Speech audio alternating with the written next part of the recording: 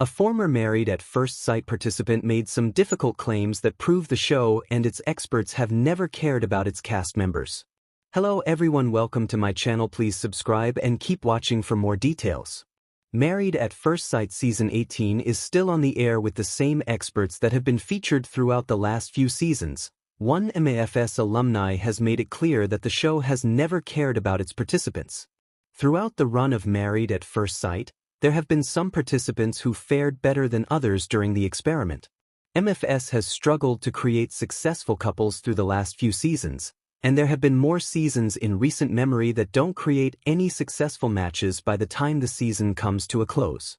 Married at First Sight season May 18th still be working through the experiment to see if any of the couples will end up together, but Married at First Sight season 15 initially featured 3 couples who said yes on decision day. Alongside Stacia Karcher and Nate Barnes and Justin Hall and Alexis Williams, Lindy Ellaway and Miguel Santiago chose to stay together on decision day.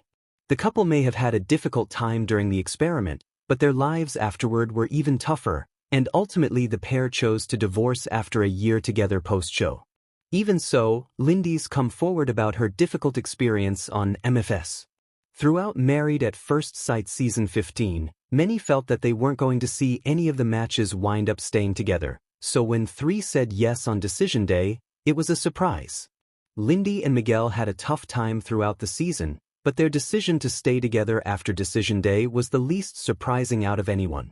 Even so, their time together after the show was difficult for viewers to watch. Married at First Sight season 15's Lindy was quiet throughout their year together post-show, but the couple had some serious difficulties and were left to fend for themselves as the show aired and viewers ripped them to shreds. Lindy and Miguel both fell into some difficult times, according to Lindy's recent appearance on the Tell All Pod.